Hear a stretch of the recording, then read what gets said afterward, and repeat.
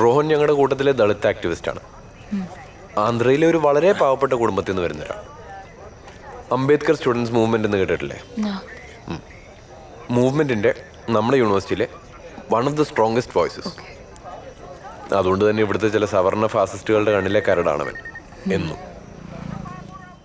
तो भाई मुझे बस ये बोलना है कि अगर आप में थोड़ा भी विश्वास बाकी हो, if you still have belief in democracy, in this university, in me and most importantly in yourself, तो मेरे साथ मिलो और जोर से बोलो, जाति भेद को बंद करो, जाग जाओ, जाग जाओ, जिंदाबाद जिंदाबाद, स्टूडेंट यूनिट जिंदाबाद. ഡാമല്ലേ മുദ്രാക്കും വിളിച്ചു വിളിച്ച നിന്റെ ഈ വളരെ ക്ഷീണിതനാണ്. എനിക്ക് നെല്ല് തിന്നാൻ മേടിച്ച. ശരി, നടക്ക് നടക്ക്. ഇതാരും പുതിയ ആള്? ഹായ് പൈസ. ഞാൻ എബി ചർമ്മൻ, ഒരു പാവപ്പെട്ട തൃശ്ശൂരുകാരെ നസ്രാണിയാണ്. നീ കാര്യങ്ങളൊക്കെ പറഞ്ഞു കൊടുത്തായിരുന്നോ? ഞാൻ തന്നെ പറഞ്ഞോളാം. അതായത് ന്യൂ കമ്മീഷന്റെ വകയാണ് ഒരാഴ്ചത്തെ ഡിന്നർ. അത് വർഷങ്ങളായിട്ട് നമ്മുടെ യൂണിവേഴ്സിറ്റിയിൽ ആചരിക്കുന്ന ഒരു ആചാരമാണ്. ഏത് കോടതി പറഞ്ഞാലും ആചാരങ്ങൾ ലംഘിക്കാൻ പാടില്ല എന്നാണല്ലോ ചൊല്ല്.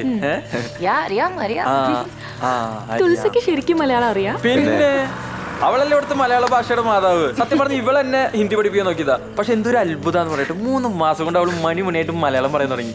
ഇവിടെ ഇവിടുന്ന് ഒരുപാട് പേര് അപ്രോച്ച് ചെയ്തു മലയാളം പഠിപ്പിക്കാൻ വേണ്ടി. അതെ, ഹൈബിനെ മുझे ആദ്യം പഠിപ്പിച്ച തെറിയ പറയാനാണ്. തെറിയോ? ചെറുതായിട്ട്. പട്ടി ഇതൊക്കെ ഞാൻ പഠിപ്പിച്ച സിലബസ് ആണ്. പക്ഷെ ഇനി പറയാൻ പോകുന്നതൊന്നും എന്റെ പാറ്റന്റ് അല്ല.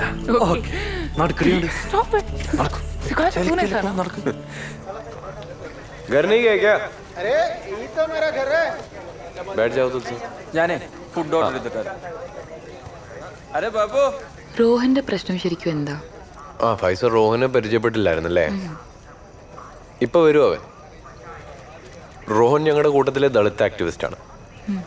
ആന്ധ്രയിലെ ഒരു വളരെ പാവപ്പെട്ട കുടുംബത്തിൽ നിന്ന് വരുന്ന ഒരാൾ. അംബേദ്കർ സ്റ്റുഡൻസ് മൂവ്മെന്റ് എന്ന് കേട്ടിട്ടില്ലേ? മൂവ്മെന്റിന്റെ നമ്മുടെ യൂണിവേഴ്സിറ്റിയിലെ one of the strongest voices. അതുകൊണ്ട് തന്നെ ഇവിടുത്തെ ചില സവർണ ഫാസിസ്റ്റുകളുടെ കണ്ണിലെ കരടാണവൻ എന്നും.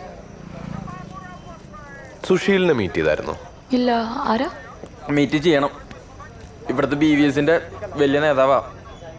അംബേദ്കർ സ്റ്റുഡൻസ് യൂണിയനെ വളരെ മോശമായ രീതിയിൽ അവൻ FBയിൽ ഒരു പോസ്റ്റ് ഇട്ടു. അത് റോഗൻ ചോദ്യം ചെയ്തു.